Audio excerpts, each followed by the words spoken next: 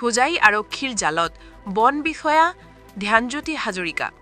যোৱা 12 আগষ্ট তাৰিখে হোজাই জিলাৰ হাৱাইপুৰ অঞ্চলত দীঘলবালিত ব্ৰিজেশ চৌহানে অবৈধভাৱে মাটি খননক কেন্দ্ৰ কৰি স্থানীয় ৰাইজে আবদ্ধ কৰি ৰাখিছিল এখন জিচিবি বাহন যাৰ ফলত আৰক্ষী আৰু স্থানীয় ৰাইজৰ মাজত প্ৰথমে হৈছিল বাগবিতংতা আৰু পৰৱৰ্তী সময়ত আৰক্ষীৰ সৈতে সংঘৰ্ষ হয় আহত হৈছিল আৰক্ষী সাংবাদিক আৰু সেই অঞ্চলৰ বহু ৰাইজ এই ঘটনাৰ পিছত আৰক্ষীৰ উচ্চ পদস্থ বিষয়া উপস্থিত হৈ তদন্তৰ নিৰ্দেশ দিছিল ইতিমধ্যে আৰক্ষীৰ তদন্তত দীঘলবালিৰ কেইবাজনো লোকক আটক কৰিছিল আৰু সেই আটাকাধন লোককেইজনৰ স্বীকাৰোক্তি ভিত্তিত আৰক্ষী হোজাই কেভি ৰেঞ্জৰ বন বিষয়া ধ্যানজ্যোতি হাজৰিকাক আৰক্ষীয়ে সামগুৰিৰ পৰা আটক কৰে ইতিমধ্যে আৰক্ষীয়ে 50-8-25 নম্বৰত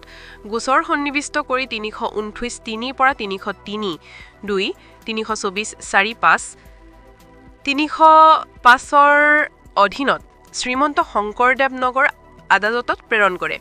ইফালে ধ্যানজ্যোতি হাজৰিকাৰ হৈ অধিবক্তাই দাখিল কৰা জামিন নাকচ কৰাৰ লগতে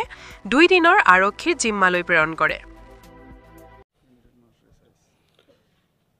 Hojai PS 258/23 under section 320 and subsection 6, 303 subsection 2, 324 subsection 4, section 3 subsection 5 আৰু section 4 PDPP Act এটি গোচৰ পঞ্জীয়ন হৈছিল আগষ্ট মাহত আৰু সেই গোচৰ সংক্ৰান্তত আজি এগৰাকী ফৰেষ্টৰ বিষয়া ধ্যানজ্যোতি হাজৰিকা তেখেতক এই গোচৰত হোজাই আৰক্ষীয়ে আটক কৰিছে আৰু মাননীয় আদালতত তেওঁক আজি হাজিৰ কৰোৱা হৈছে অভিযোগ আছিল যে এই গোচৰটোত অভিযোগ আছিল যে কিছু সংখ্যক ভূমাফিয়াই তাত অবৈধভাৱে মাটি খনন কৰি আছিল বনাঞ্চলৰ মাটি কপিলি নৈৰ মাটি তাত অবৈধভাৱে ভূমাফিয়াসকলে বিক্ৰী কৰি আছিল খান্দি পেলাই আৰু ৰাজহুৱা সম্পত্তি নষ্ট কৰিছিল আৰু অভিযোগো আছিল যে কিছু সংখ্যক বন বিষয়া মানুহ তাত জড়িত আছে বুলি আৰক্ষীয়ে তদন্ত সাপেক্ষে আজি এই ফৰেষ্টৰ বিষয়াজনক আটক কৰি পেলাই আজি আদালতত হাজিৰ কৰিছে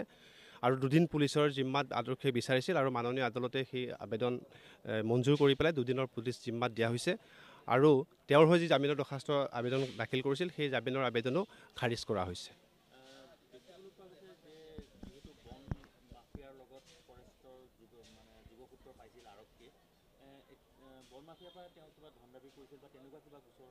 সেইখিনি স্যাৰ তদন্তৰ বিষয় ভূমাফিয়াৰ সৈতে সম্পৰ্ক নিশ্চয়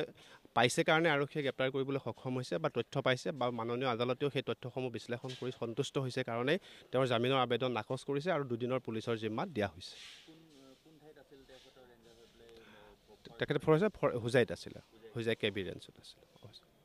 হয় ধন্যবাদ